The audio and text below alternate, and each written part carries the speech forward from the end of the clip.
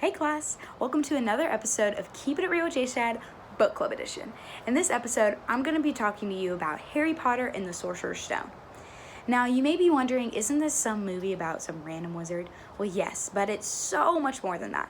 Stay tuned to see what amazing adventures that this book can take you on. Now, before I tell you all that the book has to offer, we first have to know the background of the book.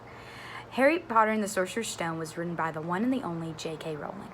J.K. Rowling actually wrote Harry Potter and the Sorcerer's Stone on a train ride from Manchester all the way to London in the 1990s. Rowling was a single mother of an infant daughter living in Scotland when she began writing this novel. Soon after she published this book, she skyrocketed to fame and to fortune. Fun fact for y'all, the original book title was actually supposed to be called Harry Potter and the Philosopher's Stone. However, American publishers feared to mention philosopher. They thought it would scare young adult readers just like yourselves, so they changed the title to Harry Potter and the Sorcerer's Stone instead. Soon after British publishers released the book, Arthur Levine, the director of Scholastic Books, bought the American rights to the novel for over $100,000. This money allowed Rowling to retire from her teaching job and devote herself to her writing. Since then, the book has become a sensation, leading it to the top spot in the New York bestsellers list. Since then, Rowling has produced a number of sequels and a major motion picture produced by the Warner Brothers. Now that we know a little bit about the background, I can tell you now about this amazing book. Harry Potter and the Sorcerer's Stone is about an adventuring tale of a boy named, you guessed it, Harry Potter. Harry Potter is the hero of this story. When he was little, his parents were killed by the evil wizard Voldemort. Voldemort tried to kill Harry, however he couldn't, and left a lightning scar on his forehead. He was brought up by his aunt and uncle, the Dursleys, but they poorly mistreated him and didn't treat him at all like a son. When Harry Potter was 12 years old, he keeps getting letters from a place called Hogwarts. However, the Dursleys try everything in their power not to get him to go to Hogwarts. They switch rooms for him, get a hotel, and even go to an island in the middle of nowhere in order for Harry not to get this letter. When they are on the island, Hagrid comes to give Harry his letter. Hagrid is the keeper of the keys at Hogwarts and helps a lot with Dumbledore, who's the headmaster at Hogwarts. Hagrid becomes like a mentor to Harry and helps him in any way possible. When Hagrid comes, he tells Harry everything about his past and explained him everything about Hogwarts and takes him to get his school supplies. They go to Diagon Alley to get his school supplies, where there's multiple wizard shops, including Gringotts. Fast forward in the book, and Harry is headed to Hogwarts. He must go to platform 9 3/4, however, he has no idea how to get there. That's when he runs into the Weasley family. He meets Percy, George, Fred, Ron, Jenny, and Miss Weasley. Ron becomes one of Harry's best friends during his time at Hogwarts. On the train ride to Hogwarts, they also meet Hermione Granger and Neville Longbottom. Hermione at first is very annoying to Harry and Ron.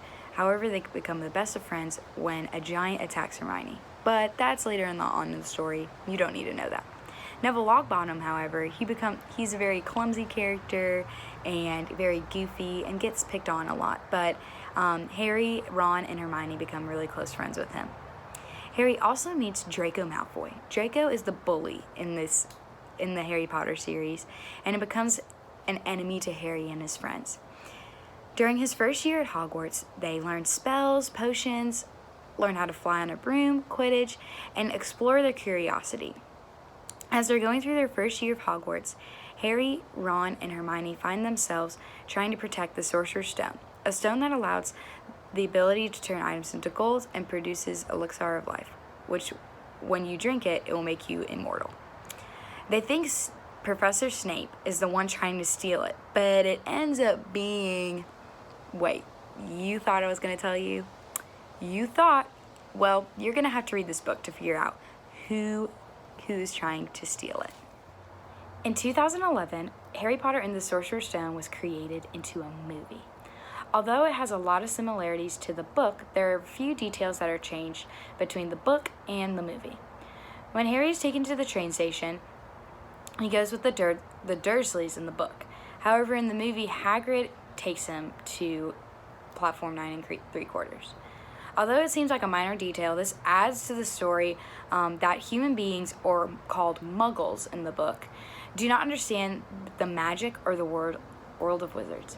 If I were to pick either the book or the movie, I would say that the book is way better. It adds more details and it's super engaging. Now, some of you may be wondering, Miss Shadden, what house are you in? For those who do not know what I'm talking about, in the book, each character gets sorted into a house to compete for the House Cup. There are 4 different houses: Gryffindor, Ravenclaw, Slytherin, and Hufflepuff. Raise your hand if you think I'm a Ravenclaw. All right, cool. How many of you think I'm a Slytherin? I mean, I am wearing green in this video.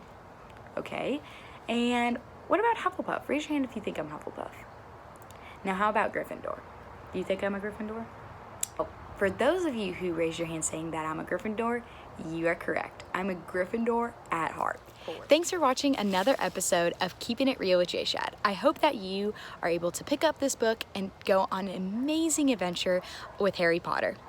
Stay tuned next week to hear about another novel that we are going to be reading super soon in the class.